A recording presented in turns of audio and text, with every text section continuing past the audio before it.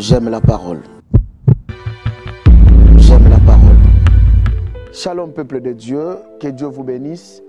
Aujourd'hui, notre dernière séance dans notre émission J'aime la parole pour parler de Jésus par rapport à la semaine pascale.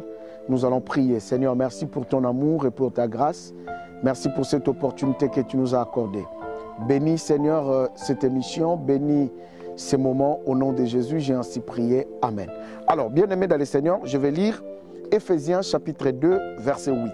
La Bible dit, « Car c'est par la grâce que vous êtes sauvés, par les moyens de la foi, et cela ne vient pas de vous, c'est le don de Dieu. » Alors, comme je vous avais dit que nous sommes en train de parler de la mission de Christ, nous avons pu développer depuis la chute de l'homme, depuis l'homme avait péché et Dieu a cherché des voies et moyens pour sauver l'homme. Et Dieu a envoyé son Fils, Jésus-Christ. Et nous avons dit, Jésus-Christ, c'est lui qui est la grâce. Car la Bible dit, la loi est venue par Moïse et la grâce, mais la grâce est venue par Jésus. Dieu a essayé avec la loi, ça n'a pas marché. Dieu a essayé avec les prophètes, ça n'a pas marché. Et Dieu s'est donné lui-même, il s'est incarné à la personne de Jésus-Christ. Alors, mes chers frères et sœurs, aujourd'hui, je voulais parler de la foi en Jésus pour obtenir les salis qui nous a été donnés par la grâce. Alors, bien-aimés dans le Seigneur, nous avons reçu les salis à travers Jésus. La Bible dit, nous avons été sauvés par la grâce. Oui, bien-aimés dans le Seigneur, lorsque la Bible dit que nous avons été sauvés par la grâce, cela veut dire quoi? Cela veut dire que lorsque Jésus a fait sa mission, Jésus a accompli sa mission. La preuve en est qu'à la croix, il a dit tout est accompli. Cela veut dire Jésus a fait une œuvre parfaite. Il a accompli sa mission. D'ailleurs, dans le livre de Jean chapitre 17, pendant qu'il faisait sa prière sacerdotale, il a dit, je n'ai égaré personne. Donc tout ce que tu m'as donné, je les ai gardés. Donc il a accompli sa mission. Mais il a amené la grâce. La grâce, c'est Jésus. Lorsque la Bible nous parle que nous sommes sauvés par la grâce, cela veut dire que le salut est par la grâce.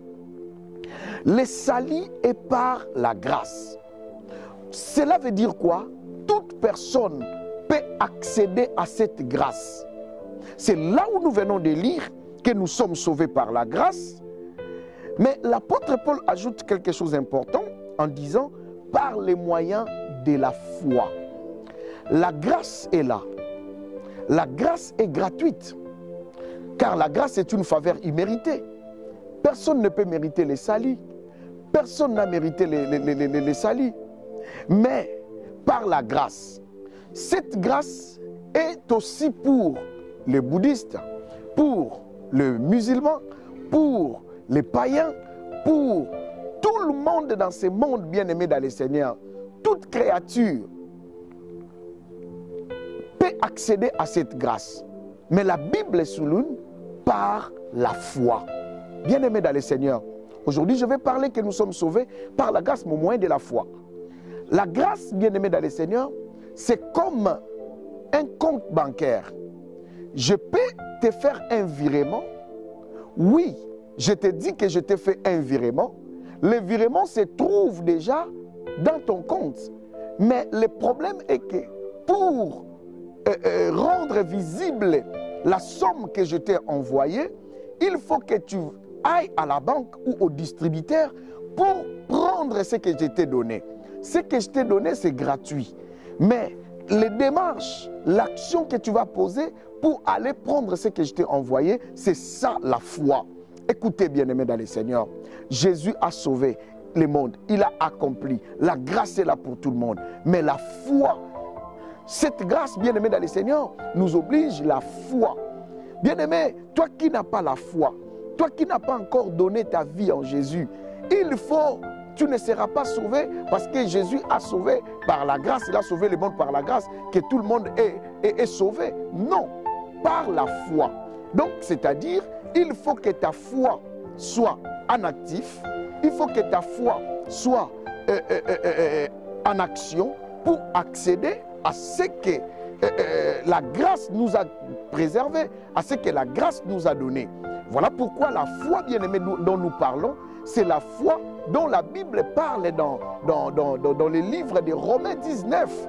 La Bible dit, je vais lire Romains chapitre 10, verset 9.